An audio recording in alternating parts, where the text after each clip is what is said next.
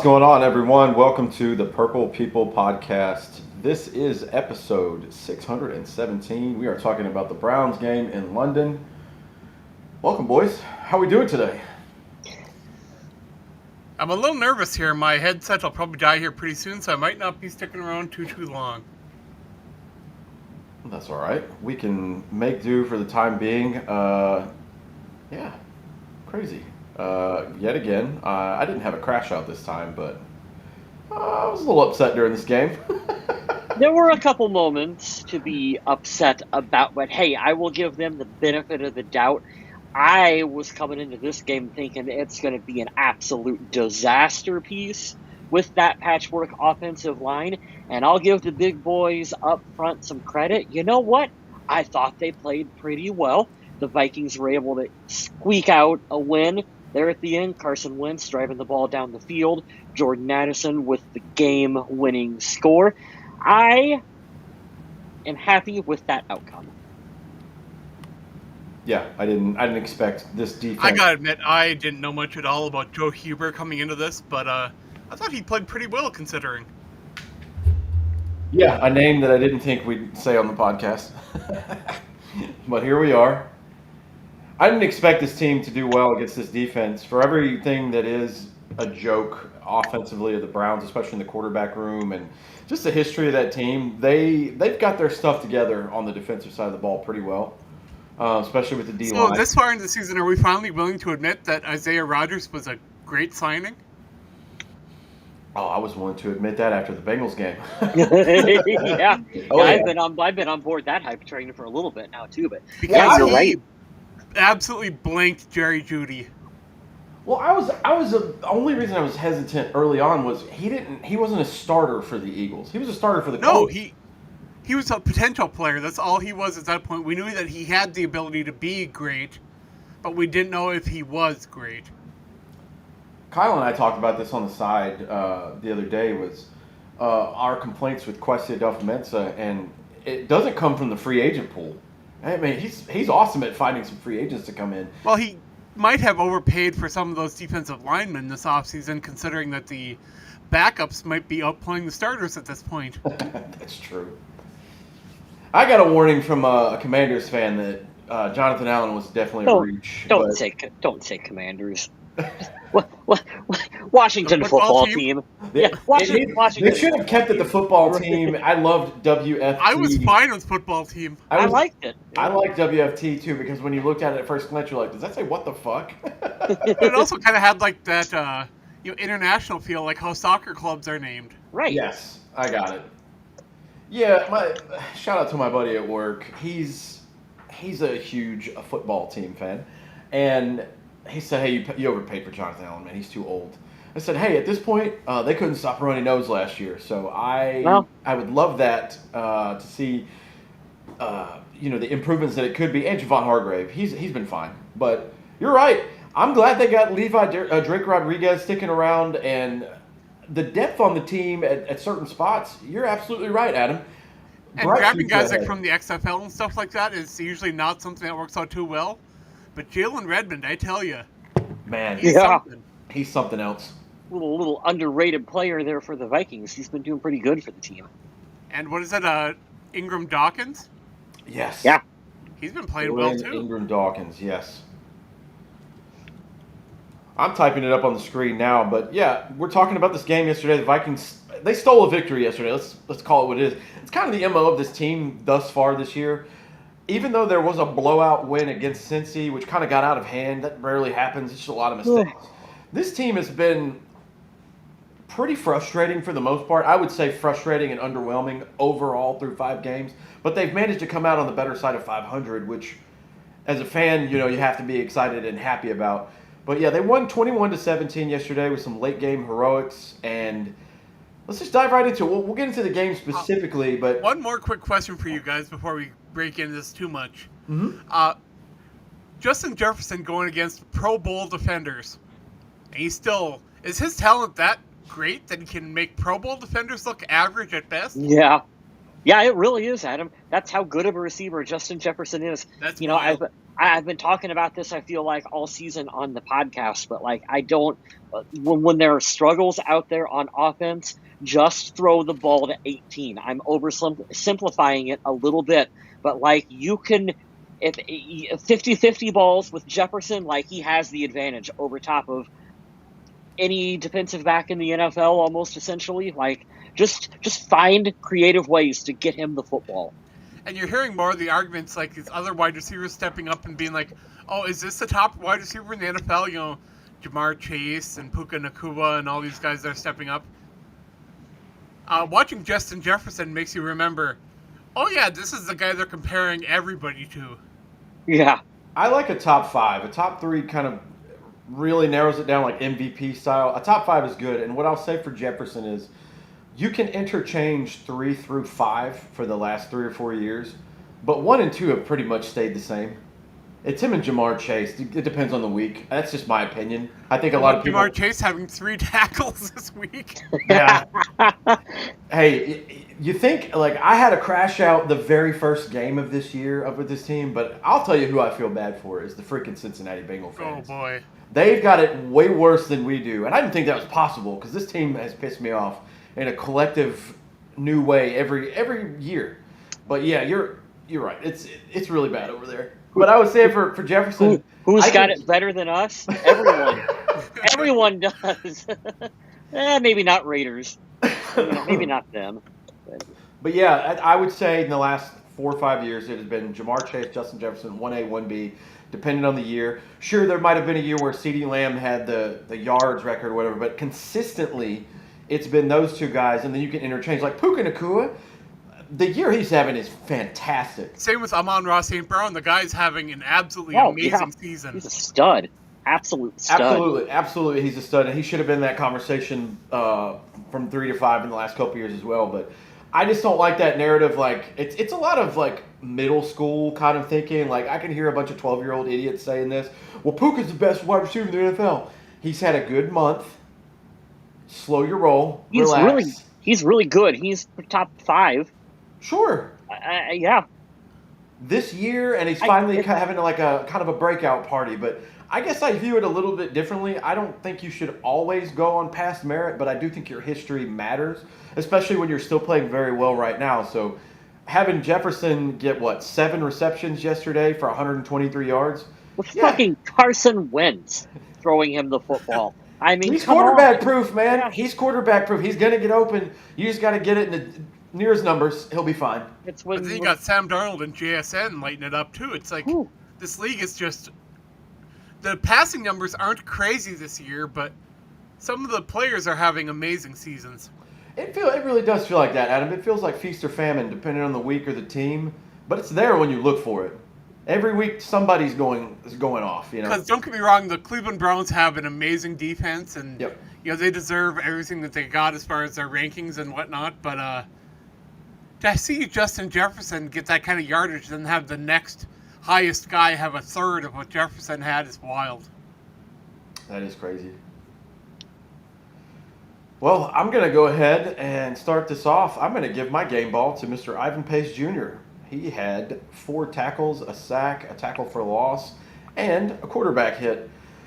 He might be one of the X factors. I know Jonathan Grenard kind of runs the defense, and he's kind of the general back there. But when Ivan Pace is out and Blake Cashman are out, those two dudes, it is felt. Blake Cashman, I think, will be back after the bye. God, we need everybody back after this bye. I forgot about how many. It's been so many people already. This bye week, I always bitch about it on the show. Like, I don't like an early bye week. Well, you know what? This year, we need this early bye week. Looks like it was destined to be. Yeah, when the schedule came out, I looked at the bye and I was like, ew. And I'm like, okay. He said, ew. That's funny. But I'm going to go with punter Ryan Wright for my game ball.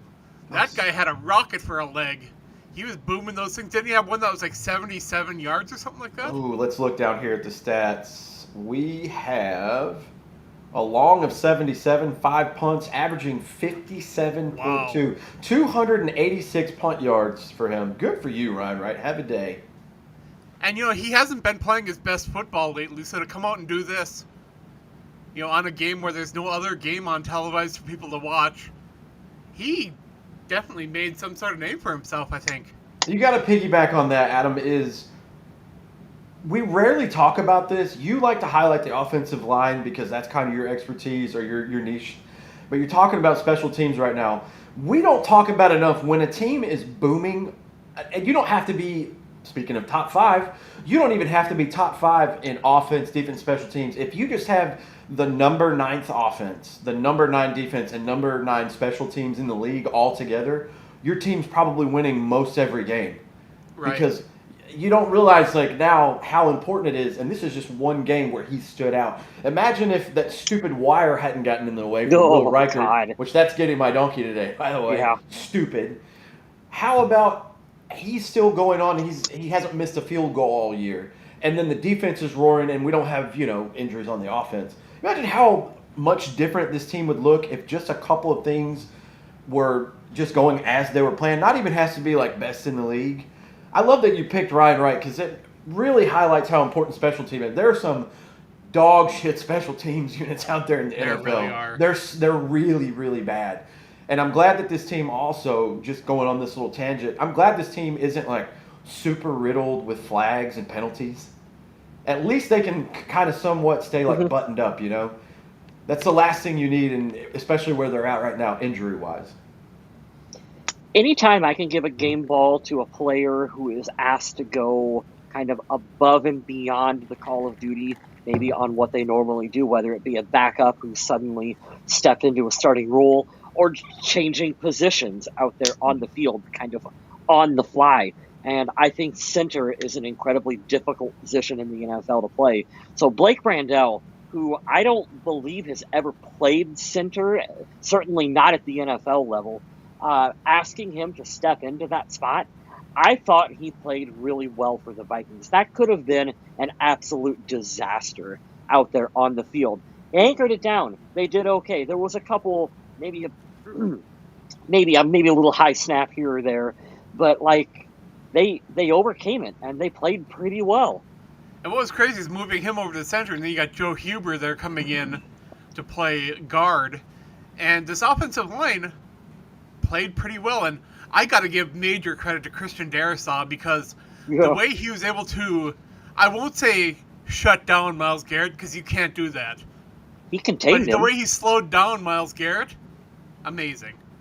And then Darrisaw, being on a bit of a pitch count, comes out of the game later on too. I'll give the Vikings staff credit for sticking to their guns and having player safety be an actual we actually and you should have seen fans complaining about that on X. It was wild. Of course. You know what, man? I want him healthy for the long run, and I'm not just talking about we're going to make the wild card this year. We could, you never know.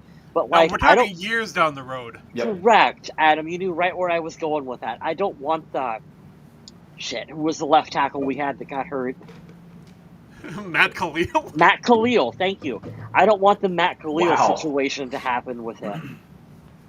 That's a good point because he started out his rookie year. He was good, Pro Bowl level tackle, and then just decimated. those injuries they just piled up immediately. He was never the same.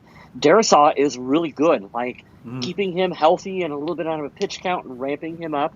Real smart to do, and in a league that talks a lot about player safety, and you never quite 100% know how much they believe it versus how much they just want to F around and change rules. It's nice to see that the Vikings are actually. They seem to actually care about it. Kevin O'Connell. And that offensive line was patchwork at best heading into this game. We had no clue what to expect if any of these guys could even play the positions that we're going for. Starting center out, backup center out. That's all the centers the Vikings really had. So yeah, I mean, it was kind of winging it, and I was impressed with what they were able to do. I also want to give, before we go to the donkey side of giving away our game awards, gotta say, sorry, I'm out here drinking strawberry lemonade before we get it started. Man, we don't like to give away partial or split game balls, but we got to give an honorable mention to that trick play touchdown. Yeah, that was really cool. That Cam Akers throw? Cam Akers with a touchdown. Didn't have that on my bingo card yesterday, so pretty sweet. I enjoyed that a lot. you know what, man? Patchwork offensive line, Carson Wentz, he's doing the best he can, but, like, let's be fair. This is Carson Wentz in 2025 here. You're going to have to manufacture some explosive plays. Sure. And, like, Kevin O'Connell going out there and dialing something up, like, I'm okay with some wildcat. I'm okay with some creativity and When whatnot. are the Vikings finally just going to keep Cam Akers on the roster? Has that ever happened in the history of the NFL before, where they go get a player 3 different times? Why do they keep? I don't understand why they keep cutting him. It's so funny though. I mean, I understand, like, you got Aaron Jones, you got Mason, you got Scott, and you got Chandler. You got these guys you really want to see. So you're like, oh, okay, we don't need Cam Akers this year. Guess what? He's coming anyway. And then Cam Akers comes in on short notice and it's like, by the way, Wildcat, bam, Welcome back to the Vikings. Here you go. It's so awesome. He's one of those, if I had money to blow on a jersey, some stupid jersey, he might be one of them that I get. And be like, oh, yeah, it's 3-time Minnesota Viking Cam Akers. I got a jersey of right there. Donkeys for this game. I already said it. If a camera cable gets in the way and actually interferes with the game, 100% has to be redone. That's bullshit. The conversation we would be having if the Vikings lost that game by a field goal right now. Oh, you know that apology letter would be coming from the league. Yeah, but and it's entirely, I'm with Smith, it's entirely unacceptable that a camera wire gets in place of a kick like that. I mean, come on, guys. When I said that, when I saw his kick and I saw how it had immediately shifted to the right, I said, that was either a bad hold or something went wrong. Like At first, I thought he hit a bird. That would be kind of cool. He Randy Johnson his field goal. Yeah, see Randy Johnson. Oh, that would be awesome.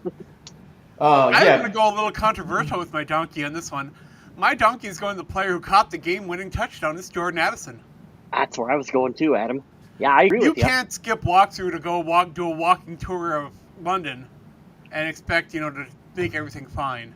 Kyle, go ahead and get your donkey out because we got to have the conversation. We got to have it. Usually we like to diversify a little bit and mix it up. And like, if you or Adam pick one player, like I'll go a different direction with it. But like, I agree with you on Jordan Addison. This kid has all the talent in the world on the field, and he is going to get himself a contract. Someone is going to pay him. And the worry I have with that is that money doesn't make you more mature, it makes you worse. But does he realize that stuff like this is possibly hurting his payday? Adam, you're speaking, you're banging the drum here. I told this to Kyle yesterday, and I said, listen, on the field, I love what he does. Not only how talented he is, and about 30 other teams would be very interested in him, but how he fits in his dynamic here. If you look at him and Justin Jefferson, they don't look the same. They have a different body type. They have completely different roles, yet both of them can do what the other one does pretty damn well. What he does, because he's so good, remember, he's a Blitkoff winner. He got the wide receiver award. What he does so well is draws coverage away just enough to either get himself open or get Jefferson open. But the thing that bothers me, if you guys remember, because I remember this vividly, it rubbed me the wrong way, but I also was like, I don't want to be the old white guy that's like, why did the young black receiver say something about money? Like, I'm not going to be that guy. But the first thing this dude said when he got drafted was, let's go get paid. Let's go get this bread. Okay, I like it, young man. I like that you want to go out and make generational money. But you're fucking that up so hard right now. Because right now, as it stands, he would be in line either this offseason or next offseason to talk about extensions. He's probably going to be closer to what Justin Jefferson's contract was a couple years ago versus what it is now because of the cap. But he's not going to get that here. I don't think he's going to be on this team. But if there's one thing Minnesota Vikings fans know right now, it's that we have had quite a history of wide receivers who have been a bit of a headache, but stuck around because of their talent level. Let's be honest. If Jordan Addison was Jalen Naylor, the Vikings might have cut him already. That's a good point. Yeah, and that's why I think that we're talking about maybe this potentially hurting him getting the contract elsewhere, because I truly don't think it's going to happen with the Vikings. I really don't. I mean, you look at the allegations against Deshaun Watson. The team was able to willing to go all in on him, and Addison hasn't gotten anywhere near that. Like someone will pay for him. I had said this on social media that like the Vikings need to get Chris Carter on the phone with him or in the same room with him and have a serious like sit down conversation, kid, about the talent level you have and the decisions you're making off the field. And if Chris Carter can't get his mind straight, no one will. He's an Antonio Brown waiting to happen. Like it's like you give this kid a boatload of money, more than he's got now, and it's not going to end well. I don't know, and it sucks because he's supremely talented.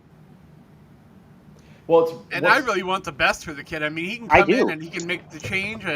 Like we saw, once he got back in that game after being benched for the first quarter, he became the team's second, leading wide receiver. And if I was gonna give another donkey, it would have been Adam Thielen, because I don't even know if he suited up for this game based on stats and impact. I know he played snaps, but nothing came of it. Yeah, he's been largely a non-factor since coming back for the Vikings. Kind of disappointed on how that story is played out. It's not like Minnesota isn't getting people that don't usually get involved. We're seeing, the tight ends, the running backs, the wide receiver threes. We're seeing that, or four, I guess. I don't even know. They're doing a pretty good job getting Naylor involved out there. I like what Speedy brings to the team. So why can't Thielen get involved? Is there like an age separation problem, or what's going on here? I don't know if he's lost that much of a step between last season. He can't have. He's been fine. He was fine in Carolina. I just don't know we're trying to find the reason. Is it like an injury we don't know about, or is it not getting the play? I mean, I don't want to say not understanding the playbook, but is it? I don't know. I don't know, guys. And I was talking to some of the guys on the Viking age with the Jordan Addison stuff, and I remember when I was 22 or 23 years old, I probably should have been in jail at that time, so I can't comment too much, but I also wasn't a player making millions of dollars a year, so that's the difference. Yeah, I looked up the other day what his net worth was, and what was it, Smith? Something like 13 million, or something like that. I think is what Jordan Addison's supposed net worth is worth right now, and yeah, I get it. Like, if I was his age with that much money in the bank, I would have been doing stupid shit as well, too. Oh, yeah. But you also look at other players, like Justin Jefferson doesn't have that problem, and he's got an infinite amount of money. And he waited a whole offseason patiently to get what he knew was coming, too. Like, the maturity speaks volumes, and I'll tell you why. Like, I want to put this out there just as a disclaimer, like a precursor. I'm not saying that I hope the Vikings get rid of Jordan Addison. What I would love is for them to figure out something, but on his end of the deal, I don't trust him because it started with speeding, if you guys remember. Speeding is whatever. We've all done it, but we haven't done it to that level where you might kill someone. Then he gets in trouble this season and gets suspended for 3 games. And then the second game back, he's skipping walkthroughs. I don't trust a person that can't get their shit together like that. Like, I don't want to be this guy right now, but you're a professional athlete. You're getting paid. But now I gotta wonder, is London that cool and interesting? Probably. It is cool. It is interesting, but not when you're there for work. It's just like when I was in the military, I went to places that I wanted to go explore. I can't just walk out the front gate and be like, I'll see you later. Like, you know what I mean? It's obviously the context. What would have happened if you did? Well, it depends on what country you're talking about. Right? Depending on the country, I might not be here to tell you that story. But I just laugh because at the end of the day, if we're breaking it down, you're a professional football player. Everything is literally laid out for you to not fuck up. They have so many things in place for you to have resources, and there's mentors on the team and all that, and he's still finding ways. 2 games after coming back from a suspension for the head coach to bring out, and you're only hurting their team at that point, not even yourself. He's going to get a game check because he was healthy, but you're hurting your team because you wanted to go be a tourist. Brother, you have a bye week this week, and you could have stayed there. Spoilers. What? Spoilers. He's got the money to go on vacation. Yeah, that part. I mean, Come on, guys. But that's the point I wanted to make again. Like, driving that last point home is Isaiah Rodgers. I'm a huge fan of his. I follow him on Instagram, right? He goes, as soon as he gets back to the States, he's in Miami going somewhere else. Like, they're on vacation right now. Yeah. So, dude, you could have just stayed in London. What do you mean? To do that before a game, man, like, I hate it because he's so freaking talented. But the last point I want to make on the Jordan Addison thing is we can't afford to pay one receiver $35 million a year and the other 30. There ain't no fucking way that's supposed to Because he's going to be getting what, CeeDee Lamb money in the He's going to get offseason $30 million a year at this rate. Yeah. At the rate I where the cap is now, yes, you're right, Kyle, for sure. There's just too many. There's still too many holes on this team, I think, to invest that much in a. Yeah, his market value is going to be like that T. Higgins kind of money. Absolutely. Yeah, right on, man. On the field, he deserves it. Last year, he had what, double-digit touchdowns.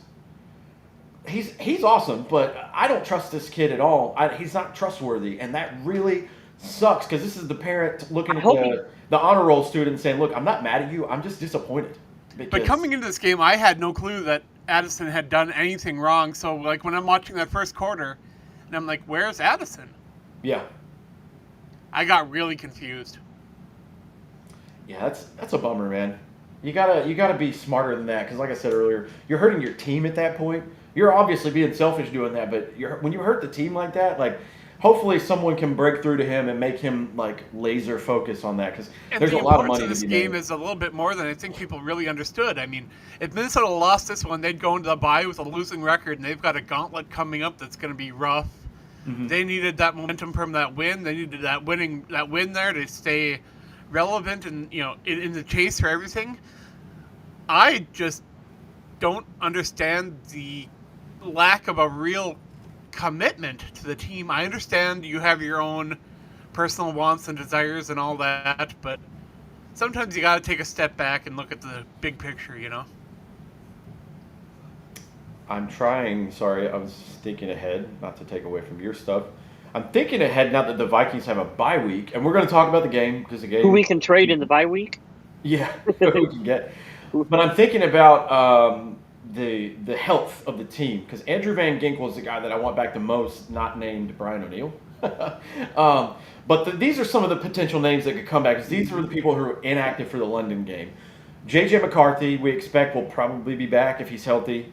Andrew Van Ginkel. Well, we got that Carson Wentz situation now, too, is the shoulder that they're evaluating. So they're laying the foundation for McCarthy to return without, making, I hate to use a wrestling phrase here, but without making Carson Wentz look weak. They can bench him and yeah, I know. Bring McCarthy back in, and it works. The NFL script writers, Adam, they know what they're doing on how to do this. You fake an ankle injury with one, and you fake a shoulder injury with the other, so you can switch them in and out. Well, there are 5 key players that could be back for this game coming up that we need to have. J.J. McCarthy at quarterback, Andrew Van Ginkel, center Michael Juergens, guard Donovan Jackson, and then Brian O'Neill. I don't think he's going to be back by then, but these are the 5 big names that were inactive this week. But I'm thinking if we can get 3 or 4 of those guys back and the offensive line gets a rest, you can at least give J.J. McCarthy a fighting chance to get somewhere close to this. We did have bad news going into this game. Starting center Ryan Kelly is on IR for at least 4 weeks because of the multiple concussions back-to-back so quickly early in the season. But that was also compounded with some good news with the return of Pro Bowl blocker C.J. Ham. The Hammer is back. He's the offense's who was that corner that always played special teams? Really had a bunch of return touchdowns. Marcus Sherrills? Yeah. He's the offensive Marcus Sherrills. Every year we're like, well, that's probably the last year for C.J. Ham, and he just keeps getting a roster spot. Which I love, by the way. Ham coming back opens things up so that Hawkinson can go out and run more routes, and we saw a little bit more of that in this game, which was nice. Well, it's also, too, Adam, chipping against Myles Garrett. Everybody had their fair share of doing that yesterday, so he can block, which is great. But also, Aaron Jones is still out. So if you absolutely need somebody to run the ball, there's a couple plays or a couple designs that he fits right well in. So I'm happy to have C.J. Ham back. I thought it was really cool that the London game was the one where he got to come back to. Oh, we had something on the podcast last week that was answered. Kyle West had a question last week. Oh, yeah. What's happening? So Kyle West says, "Hey, what happens if they want to sign someone and they're on the other side of the world?" And like, I guess they fly him over, and they did. They flew him over. I forget was it a tackle, like a practice squad tackle? I believe so. Yeah. I forgot his name, but yeah, that actually happened, which we were laughing about. I was laughing while crying in that weird way of like manic depression because it's like, oh, we're flying in a practice squad offensive lineman. Everything's on fire and we're gonna die. Like, Yeah. that's not good. But yeah, that question was answered, and that's a plausible. It's a dorky, dumb thing that we're going to talk about on the show because we're football dorks. But I thought it was a great question of, hey, if everything's on fire and we need to break glass, like what's the protocol here? So Yeah, logistically it's tough, especially with the team playing the back-to-back games over in Europe. Mm-hmm. Yeah. Well, I need to ask my guy too what that's like. Being in the equipment squad, I need to ask him like, hey, how did you guys take 3 planes over there? Like some for family, one for the team and the staff, and then just equipment. Like, how does that work? Do they already have stuff over there in place? Like, it's got to be a logistical nightmare to do that. Jonathan Vilma talked about that a little bit, how they put all the equipment on ships for the NFL, and it took months to ship that over. That would require me to listen to Jonathan Vilma. And I, sir, do not want to do that. He is one of the worst color commentators I have ever heard. You know what? Ever. Scratch the cable wire. We're giving Jonathan Vilma the donkey yesterday. You could. Get him off the air. You really could. He's I was lucky. I went to Texas terrible. Roadhouse yesterday, and they couldn't play the audio, so I didn't have to listen to him. So that was a blessing in disguise. You, sir, lucked out. Yeah. All right, I know this is not Vikings related, but I got to talk about it anyway just because it's hilarious. Okay, so if you didn't live in a local market for the game between the Vikings and the Bengals, they changed to a more competitive game during that broadcast if you were watching it. Now this week, the Bengals played the Lions, and the same exact thing happened. If you didn't live in the Detroit or Cincinnati area and you were trying to watch that game, they moved to a more competitive game. And I am so glad that hasn't happened in Minnesota lately. Oh, so I had something I wanted to bring up. I thought it would be a good topic for the show. There is some rumblings on Vikings social media about how, headed into the bye, like you said, Adam, some positive momentum here. Carson Wentz is maybe settling into the offense a little bit. Do you continue to ride the hot hand, so to speak, and do you continue with Carson Wentz, or do you stick with what your plan was in the offseason, and do you pivot back to J.J. McCarthy, even though he struggled earlier in the season? Like, what is the right move? You're the coach of the Minnesota Vikings. What move do you guys make?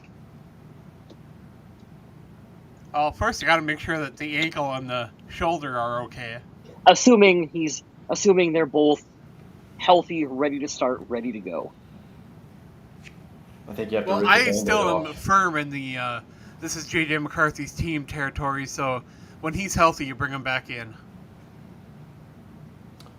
If the team wants to roll with Wentz, like the players had any say in it, and they're like, "Nah, we want to roll with this guy," I would listen to the players and the coach. But I think at this point we're talking about what do we have in J.J. McCarthy. I'm the doomsday prepper, man. I'm gonna say it, Kyle. You know what I'm about to say. We talked about it. At least for this year only, there's zero doubt that J.J. McCarthy is a Viking.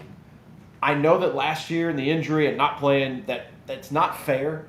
But if he goes out for the rest of the season and he looks inept and not capable, there's not a 0% chance, nothing's impossible that they could Trey Lance this kid. Now, I'm not telling you that I hope this happens. What I hope is that fourth quarter magic that happened Monday night, week 1, I'm hoping we see that for the rest of the year. I really, truly, I mean that. I want this kid to succeed. Mm-hmm.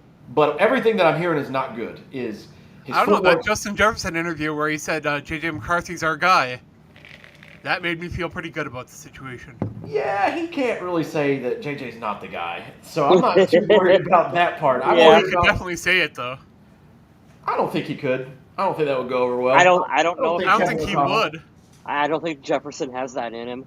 Yeah, I don't think you throw his rookie quarterback, or shouldn't say rookie quarterback, under the bus like that. My thing is, I keep reading online that he has footwork and mechanics issues. Why is this a thing? What did we do for the last 12 months? Like, Yeah. that's my biggest gripe about this is if they really wanted to stick by this guy and he ends up looking like shit for the rest of the year, don't be afraid to. Hey, we're cutting ties Well, now. you're just gonna have to throw him out and just see what happens. Yes. Well, we've seen another young guy take a big step forward. Your guy Drake May looks like he's a capable quarterback these days. I can't fucking do it. I'm not saying that it would have worked here. I'm not saying that because I don't know that anyone's going to play great behind this offensive line. Adam, I'm trying my best right now. I'm trying my best to say, look, anything that could go wrong pretty much has. So I'm trying to give that part of it for context. But I told you, I wanted that kid. And it's not because he's like a football genius. I am just in love with a 6'5", 6'6" quarterback that can be a little more. They tend to be more durable. That's where I like to start. But he did. He looked good yesterday. I can't believe they went to Buffalo and won that game. That's kind of crazy. Kind of crazy. But all it does show is that when Drake May came in the league, he looked rough. He did. Really rough. He did. And these guys will take their lumps, but sometimes they'll come out a better player for it. And I'm hoping that's what we're going to see from J.J. McCarthy. I don't know if we're going to, but that's the hope anyway. I'll put full disclaimer out there. I just said this, and I mean it. I don't want what I said to happen to J.J. McCarthy. I don't want him to get moved along so fast. I do believe that he'll extend past this year. I think they're going to try to ride it out. At least he will. The main reason he will is that you were looking at probably a god-awful quarterback class in this coming draft.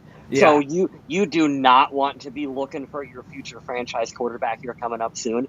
So he could stink the joint out for the rest of this season, and he's going to get he's going to get next year. Now, maybe you look into a more serious backup. Maybe you look at a Mac Jones or someone that you could bring in that could be maybe push him in training camp. But I really think right now, guys, you just got to assuming they're both healthy and ready to go. And the big difference between Carson Wentz and Sam Darnold is that Sam Darnold was younger and still had potential and still had room to grow, and Carson Wentz is on kind of the flip side of that. He's on the later stage of his career. We know what he is, and I really don't I'm thankful for what he's doing for us right now. I don't need to see more from him. I would much rather see what McCarthy could develop into at this stage. And there's definitely that narrative right now where okay, we got J.J. McCarthy ready to go, but a lot of Vikings fans are the Vikings screwed up not keeping Darnold or not keeping Daniel Jones or some of these other guys. Well, did they really? This team would have regressed from last year. This is another thing, just like the first year with Kevin O'Connell. They probably won a couple more games than they should have last season. Not saying that they weren't good. They were a good team. But this wouldn't look the same. I don't think this would have looked the same. Are Vikings fans forgetting how Sam Darnold ended the season? Yes. Yes. Yes. Yes, and they are. I cannot sit here and I can't bullshit to the point where I would say, well, I knew Daniel Jones was going to look like Peyton Manning reincarnated. No one knew that, guys. No. None of us truly wanted Daniel Jones as starting quarterback for the Vikings. Now, you can sit here and look at how he's playing in Indy and go, that would have been pretty nice to have, but you don't. I mean, hindsight is pretty good to have. Yeah. We're also not beating 3 out of the 5 teams by 20 points or more. They're just sometimes it clicks, and it clicks with players and situations that you didn't see coming, and that's what happened with Daniel Jones. I'll say this: they're going to roll with McCarthy, and I'm 100% with you. Let the kid take his lumps. Let Kevin O'Connell work his magic. Here's what I'm telling myself. I'm sorry that I'm the negative one on this show. Somebody's got to do it. This team is not going to win the Super Bowl this year. I don't think they have the capability to do that. Do I think they could make the wild card? Yeah. I don't think they're good enough to win this division based on everything we've seen so far. But there's a lot of season left, and weirder shit has happened. Remember, guys, remember this. Not even 10 years ago, they started a season where they had a Week 6 bye, and they were undefeated. And they won 3 games the rest of the year.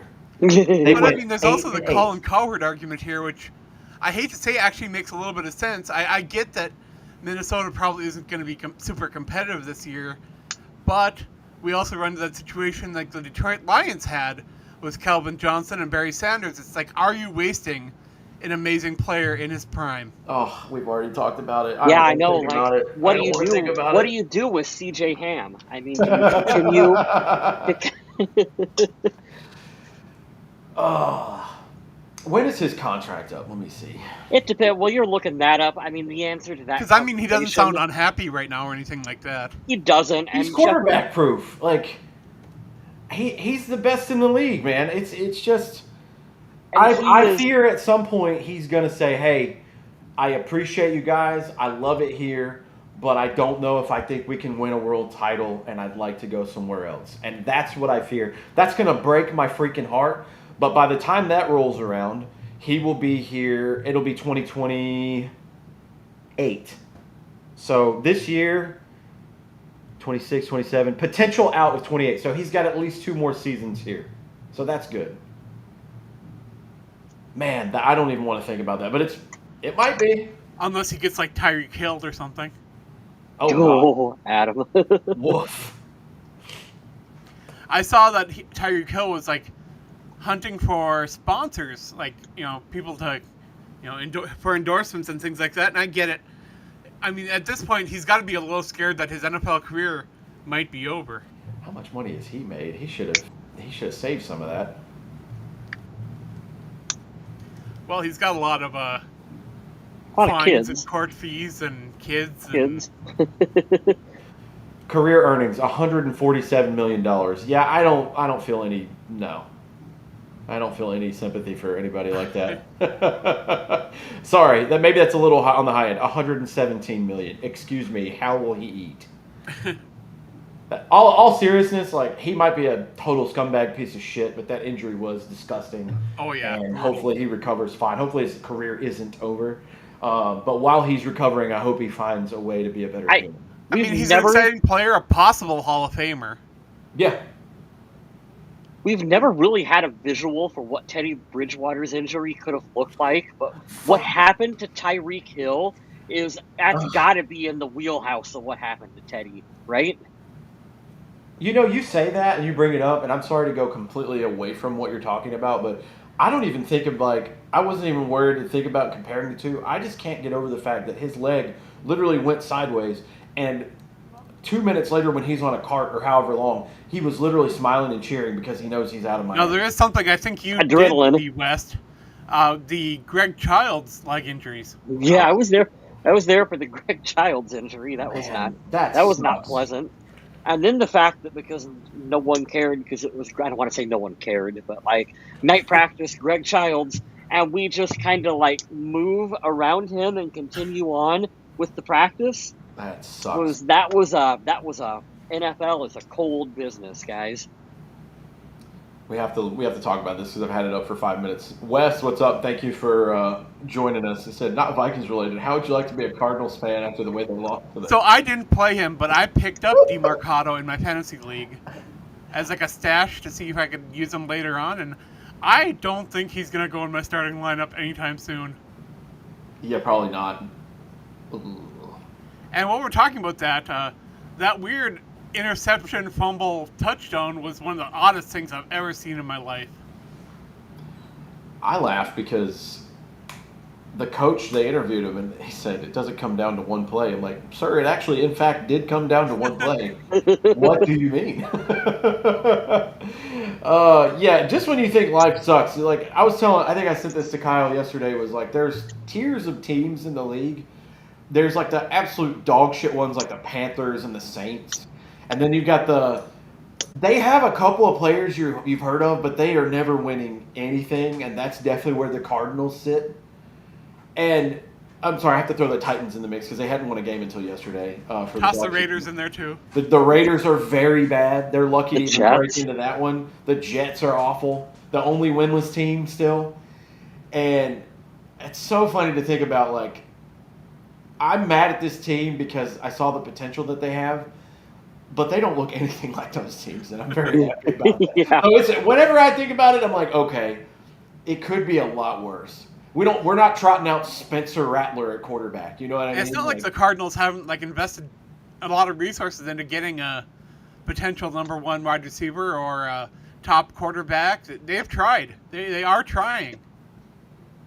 They've probably got to to move on from Kyler Murray after this year.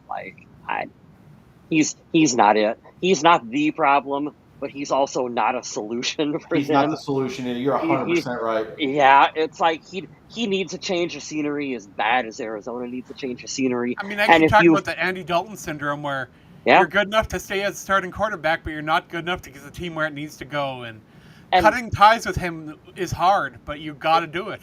Guys, if you ever wondered why Kurt Warner is in the Hall of Fame, he took the fucking Cardinals to the Super Bowl. Did you forget he played in 3 Super Bowls? He lost one with the Rams, won one, and then he lost that epic one when they played the Steelers. Oh, man. What a crazy Super Bowl that was. And while we're talking about roller coasters of news, that Mark Sanchez stuff was pretty wild. Holy crap. Oh, boy. The first thing I heard when he got stabbed, I was like, I love Mark Sanchez. He's a great analyst, and he's always like so dialed in and buttoned up. I was like, boy, I hope he's okay. I hope he's all right. And then you hear that he damn near tried to kill somebody, an elderly man. And there's a video now. There's security video now, too. Oh, yeah, him walking away with, like, after he was stabbed, blood coming through his shirt, and you're like, oh, he's hammered. Oh, that's not good. Way to ruin your life, sir. He's facing up to 5 years in prison for this, so... Yeah. All because allegedly, we have to say it like Pat McAfee says. Don't you have, like, a signed picture, West? I got it at Goodwill. It's not signed, but it's a plaque. Like a little plaque with like a fake marble finish in the background with an 8x10 of Mark Sanchez with like his little name engraved underneath the butt fumble? Sanchez. Yeah, I've always wanted to see if I could find like a signed photo of the butt fumble to put in that because that would be the most amazing thing that would be ever. Kind of amazing. Yeah, I always kind of liked him too. That's a weird story that just keeps getting weirder. Some demons, man. You got to have some demons to do some crazy shit dude? like that, man. Some problems. I always gave him credit though for like the Jets were terrible. Yeah, they've always been terrible. Well, there was he is one of the most winning playoff quarterbacks in a franchise. I know there was that really brief period of time where like him and Rex Ryan. That was a fun team to watch there. But when we're talking about quarterbacks, Dylan Gabriel, taking that loss, I kept seeing a stat. I don't remember what it is. Like the last 13 starts for a new quarterback in Cleveland have all been losses, or something like that. Yeah, something like that. He's also very tiny. Did you see him standing beside Carson Wentz? He is very small, but I didn't think he played super poorly. I'll give the kid some credit. I thought he actually played pretty well at him. He seems like he's got a decent future in the NFL. But you still had people clamoring, oh, it should have been Shador. Well, here's how much I know about either one of these guys. I didn't know Dylan Gabriel was a lefty. I had no idea. It's crazy. I don't pay attention to anything in Cleveland, but I know Myles Garrett and Shelby Harris. I know they're very good at football, so that was frustrating. Sorry, we should probably talk about some stats or something from the game. We're talking about Mark Sanchez and fantasy football teams over here, and Kyler Murray. Is Kyler Murray the next reclamation project for the Vikings? Have we talked about this yet? I wouldn't hate it. A prime candidate. We're rolling with Carson Wentz right now. Like, assuming JJ is like our starter next year, I would not hate Kyler Murray as a backup quarterback on this team. You could do a hell of a lot worse than what I'd say right now, even though I told you guys earlier, I really like the body type of a Josh Allen or a Drake May or a Herbert or something like that. You know what? If it came down to Anthony Richardson or Kyler Murray, I'd take Kyler Murray all day long. I don't know. I mean, as far as physically talented goes, I would go the other way. But yeah, as far as the complete package, I guess Kyler Murray. I'd go Kyler Murray all day because Anthony Richardson will not stay healthy. We've seen that, and every time I've seen him on the field, it's not been great. It's not great. At least I know Murray can run around, and I know he's got an arm. He's just really short. So I don't know. I keep playing all these doomsday scenarios. Were in you my head. expecting Brian Flores to come more aggressively at Dylan Gabriel? Yeah, I was, Adam. I thought they were going to throw a lot more exotic packages at him. Because and they just weren't sending a ton of like crazy blitzes or anything like that. I wonder why. I wonder what the thought process is here. I think they wanted to make sure that to let him beat them with his arm rather than lose on the ground. And yeah, Minnesota still gave up quite a bit of yardage on the ground, but that strategy worked out pretty good. Putting this up for anybody that's listening out there, we got a couple people tuning in. After the bye, who do you guys want the Vikings to roll with? Do you want to see what the Vikings have in J.J. McCarthy, or do you think they should ride the hot hand? He is 2-1 after filling in Carson Wentz. Wait, Brosmer isn't an option? If he's the option, I don't like where the game is headed. I don't know. He could be the next Brock Purdy. And you know what? People come at me all you want. This is the same fan base who's like, we should have kept Kyle Sloter. You were buying his jersey and kicking the door down. Like, all right, we probably should have kept Tyler Heineke though. Taylor Heineke, we definitely should have kept. I was pounding the table, if you guys remember, in the offseason, like, go get him, and he went to the Chargers. So. Speaking of basket cases, Sloter on social media has turned into kind of a basket case. No. You don't like. You're not with the QAnon King quarterback over there? Yeah.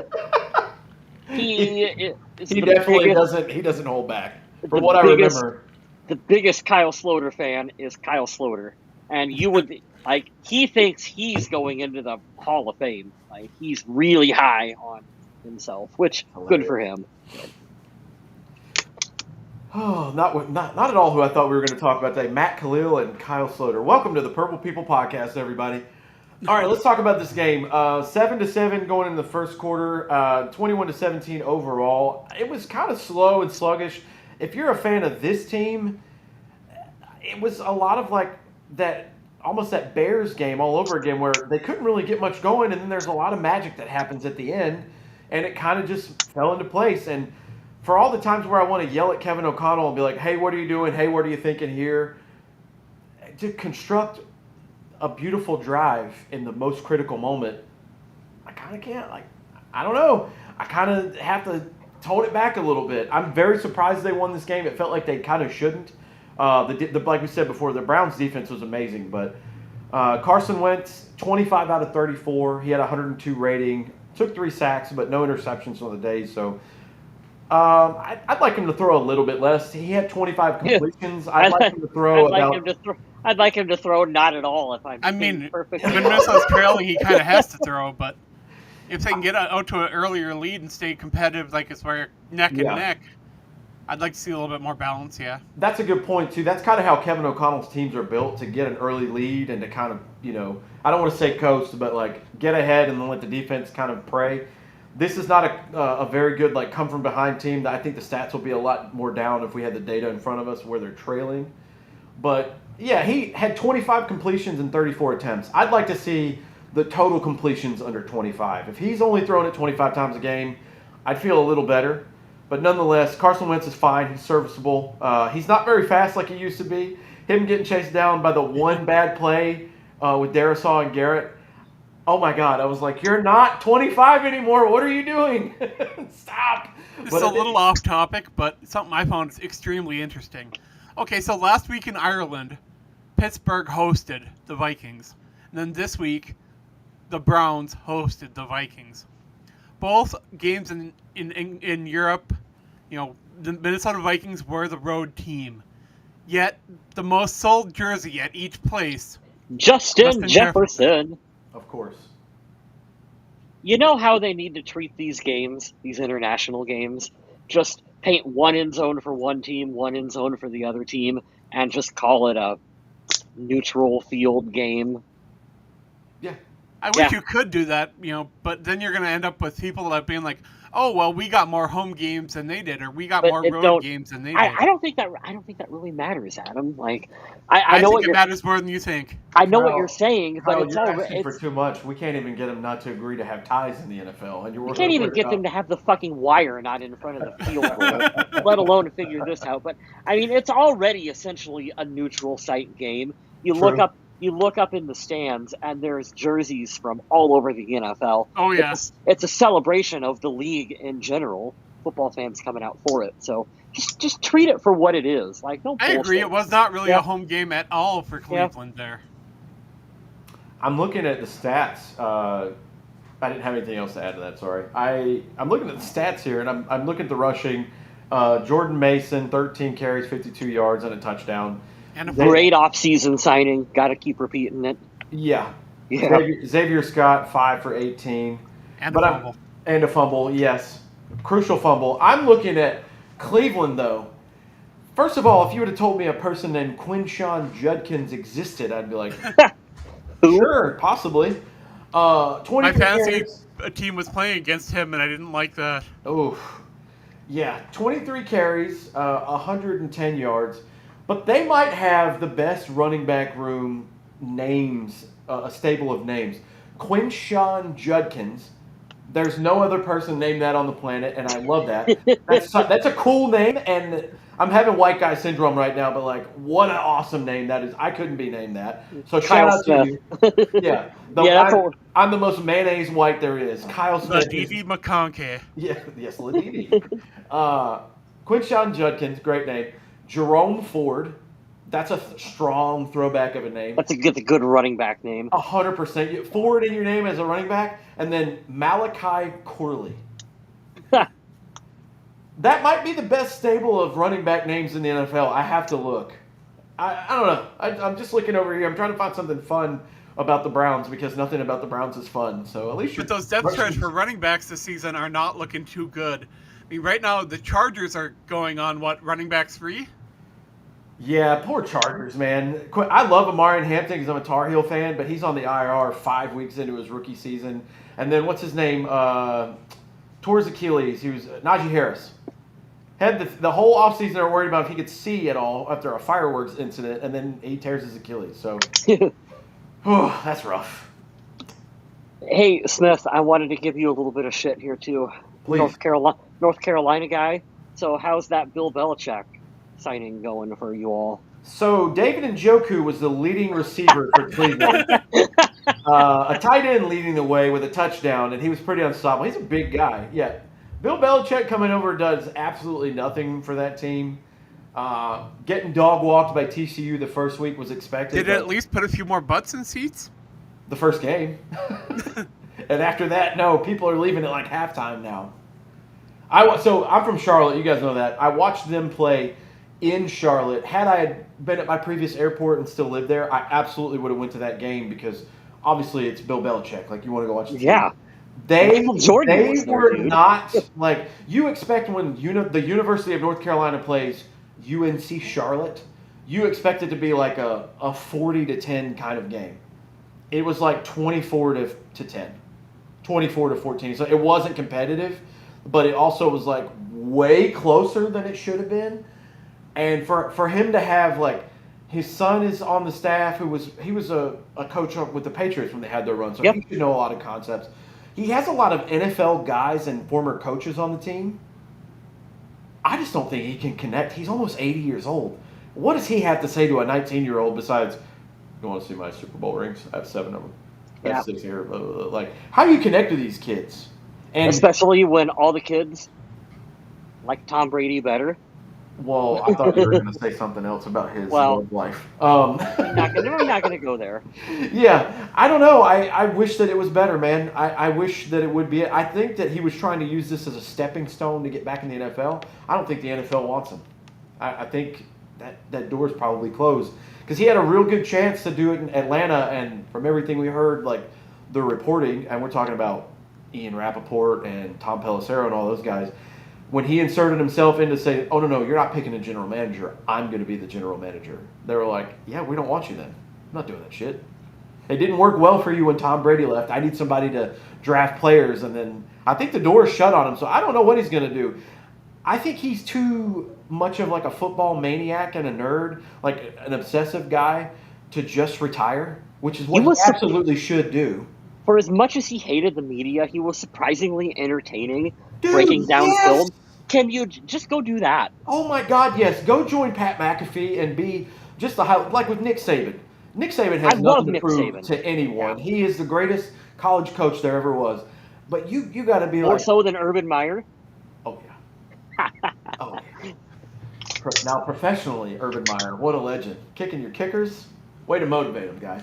But yeah, it's just been a failure so far. It's been super underwhelming.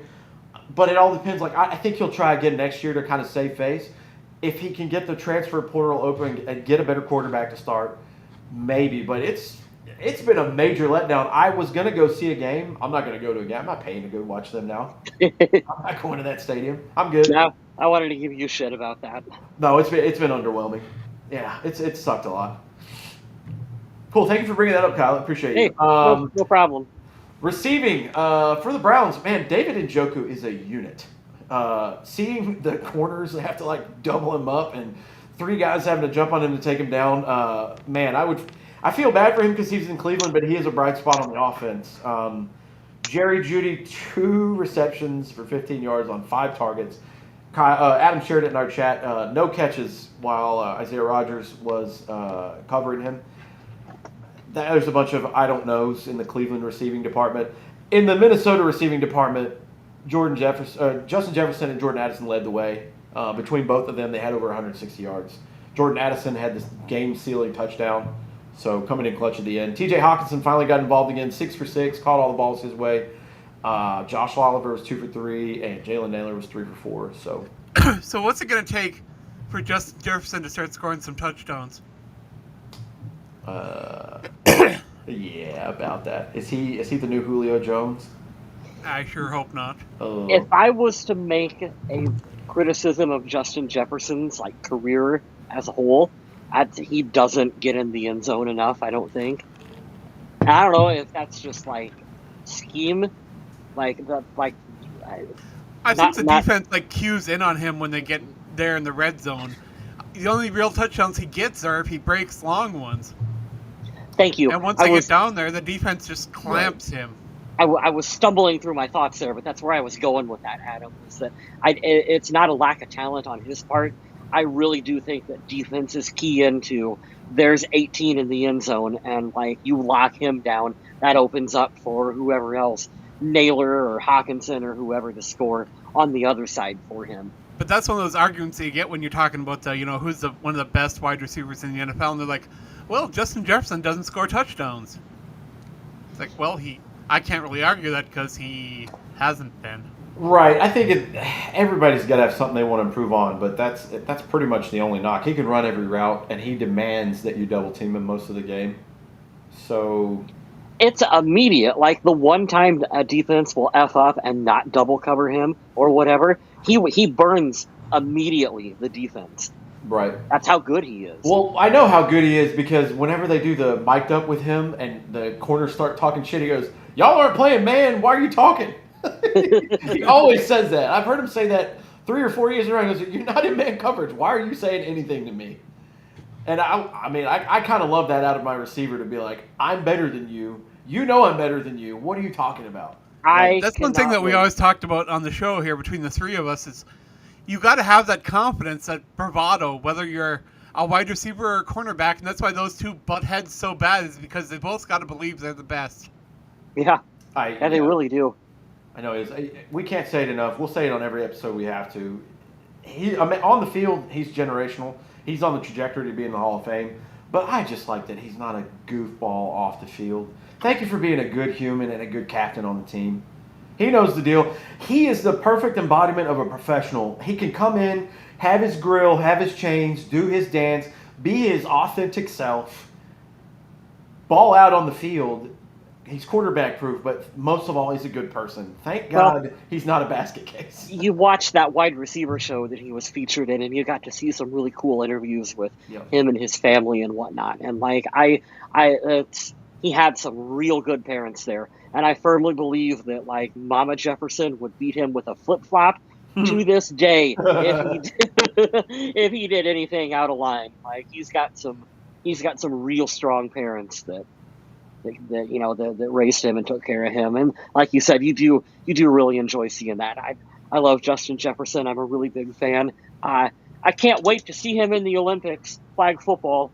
He is going to just dominate when he gets out there on that field. Leading the way on defense was Eric Wilson, followed by Theo Jackson and Dallas Turner. 2 sacks for the game. Tyron Ingram Dawkins, excuse me, and Ivan Pace Jr., as I mentioned earlier. There were 5 passes defended, which is really good. Only 5? Only 5. 5 tackles for loss as well. Man, I see all these defensive names for Cleveland. Good Lord, they got a whole unit out there. There were 2 fumbles. Adam highlighted those earlier.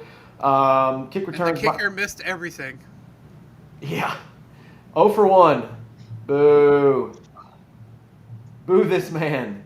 Cut him. Miles Price, 4 kick returns for 100 yards, average 25, a long 27. He broke off a decent one there. You gave I forgot it already in the show, Adam. You gave your game ball to the punter. 286 punt yards and a long of 77. Good Lord. He flipped that field a couple times. Love that. So can't believe they won this game, if I'm being honest. That's cool. We'll go 3-2 into the bye. We're going to focus on I'm not even going to worry about it because I don't want to talk about it already. I'm already dreading the Philly game. But we'll talk next week about Week 6 and what happened and how the NFL is shaping up. Now we can really honestly say, hey, we're starting to see sort of an identity for most of the teams. The big thing about this team, we've already mentioned a bunch on this show, is health.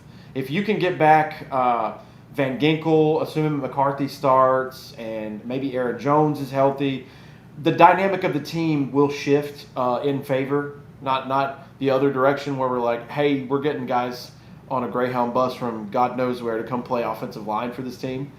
A little more consistency, a little more of their identity will be able to show. But, yeah, nobody get arrested and everybody get healthy, and that's all we can ask for in the next 12 to 13 days. We're looking in your direction, Jordan Addison. Everyone. Be smart, be safe.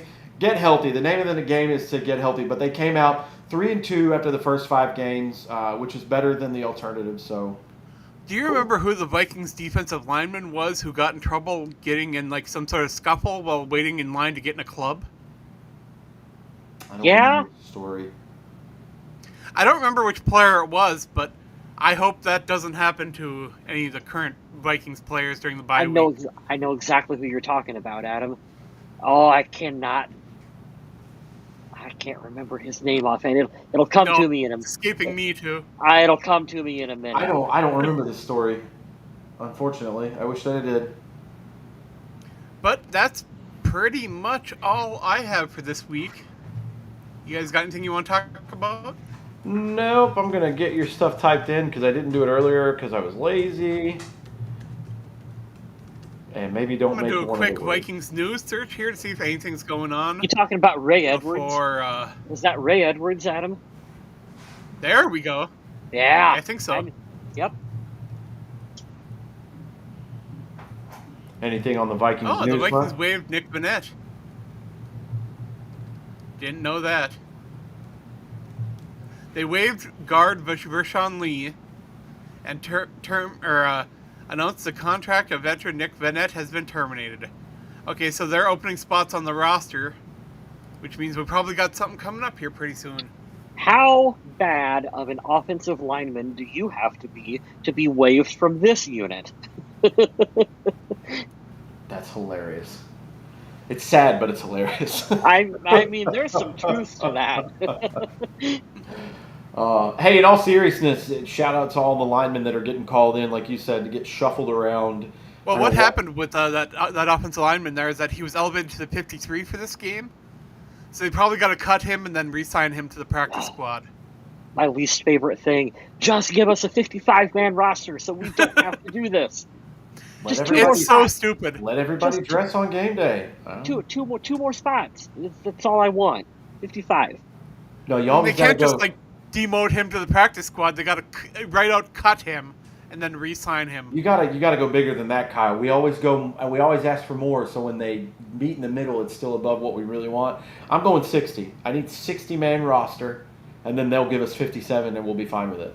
I actually they'll give us a stupid number that don't make any sense instead of making it. Yeah. Something. I don't know.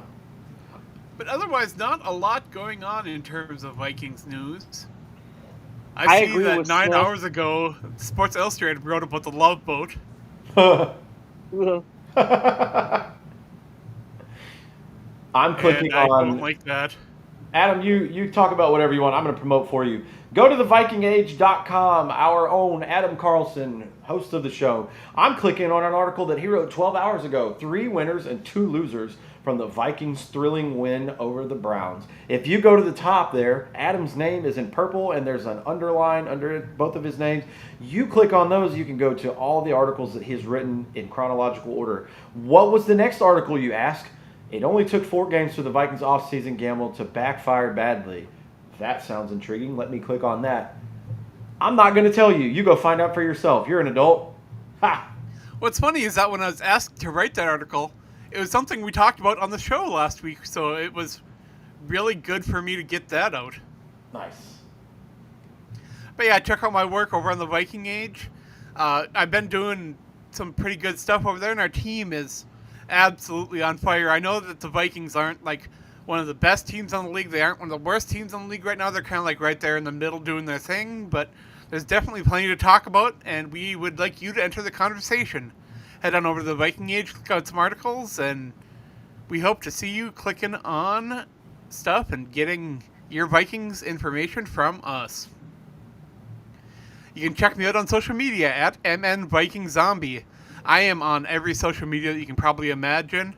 I've been posting to it stupid crap on TikTok. On X, I do my daily New York Times puzzles and post stuff every once in a while that people don't answer. So, I could use a little bit of interaction over there. I'd appreciate that. And this also streams on my Twitch channel, which is also at MNVikingZombie, where every once in a while we do a horror movie podcast as well. Yeah, we need to get on that. 'Tis the season, and I'm very happy because I'm late to the train that these guys got me on with Tubi, and I've got something picked out for this week. I'm really all excited. kinds of good stuff on that one. Actually, I'll tell you the one. There's some really bad stuff over there too, but even the really bad stuff can be really good. He said there's some really bad stuff over there too. I'm really excited to watch this. You mentioned this one the other week, Kyle. Not the Grinch. No. Oh. No. I'm not talking about Tubi. Sorry, I know we segued with that, but a movie that I think you mentioned, Kyle, that I hadn't seen, and it popped up the other day. It was talking about which one of the movie's devil characters were portrayed the best. Constantine was number 1. They loved that. What's the word I'm looking for here? Not description, but I guess their portrayal of the devil. The second was The Exorcism of Emily Rose. I am so excited to watch this movie. Where is She-Devil with Roseanne Barr? The Prophecy, The Devil's Advocate's classic. Have you seen The Exorcism of Emily Rose before? I have not. There's a theme that I've read that's going to disturb me a lot. I'm really curious to know what you think of that one. It's more...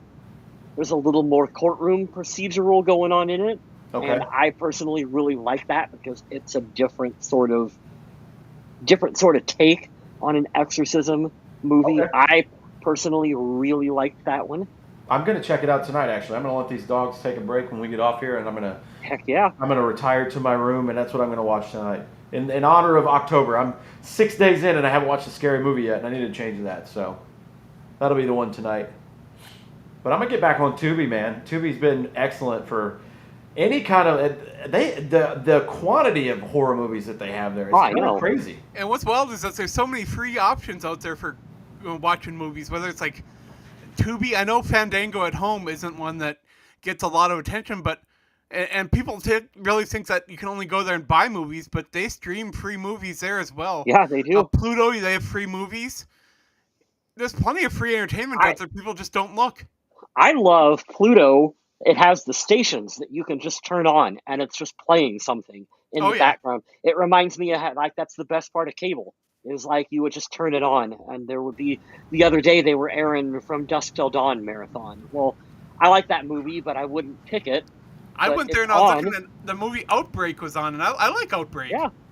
Yep.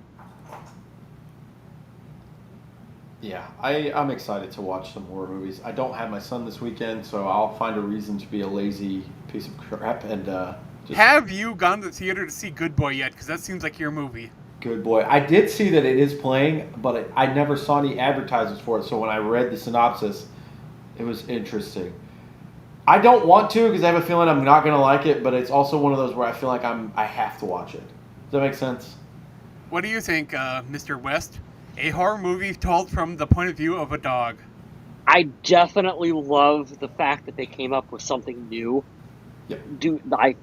There's not a lot of new that you can do in the horror field. I'm probably not going to watch it because I don't know if anything happens to the dog. Maybe not. I don't want to watch a movie where something bad happens to the dog. But I think it's really interesting that movie makers are trying to tell movies from different points of view. Like, I know Mr. Smith didn't care for it, but there was that movie that was told from the point of view of the killer. Which one? What was that? That wasn't too long ago. Oh, the one where he's walking around the whole time. Yeah. No, I love that movie. It's a fantastic movie. It's just for the most of the audience is not going to like it because there's a lot of stale, boring parts. It's a lot of walking. You can definitely tell this was Friday the 13th inspired, but I can absolutely appreciate something refreshing, even if it is, like you said, it's a lot of walking. But I think that's kind of the charm of that movie is the build up and the anticipation because you always wait for the jump scare, but when you hear a lot of heavy breathing and seeing somebody walking around, like, oh, okay, we've literally. That was a violent nature, and I think they're working. Are they in talks for a sequel? That's surprising. I didn't think that would get greenlit, but hey, I'll go see it. I like it, and there were some good kill scenes in that movie. Very good kill scenes. Did you see that one, West? No, I haven't. Oh man, you got to give that one a whirl. Finally, I can give you a recommendation of A Violent Nature. It's basically, you can tell it's definitely Friday the 13th inspired, but it's from the killer's point of view. And I thought it was very well shot.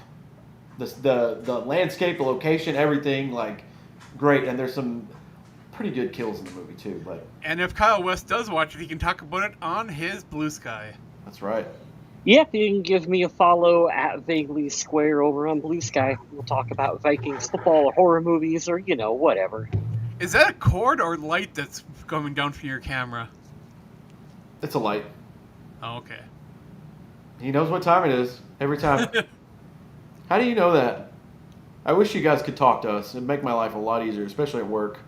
You got Hey, anything Dad. you want to talk about there, Mr. Smith? No, nothing yet. Just hanging out. I hope everybody's happy and healthy. We're going into the spooky season, which means we're coming up to the holidays. So I just got the stuff for my Halloween costume, which I don't know if I'm going to get to wear now, but I've got it. you want to give us a hint? No. All right.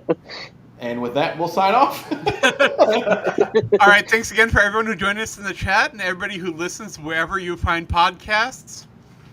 We'll be back next week to talk about absolutely nothing because that's what the Vikings are going to be doing. But I'm sure we can preview the game against Philly. I'm not looking forward to that, but it's going to happen next week, so come and hang out with us. Every week we'll be here. In the meantime, stay classy, Minnesota.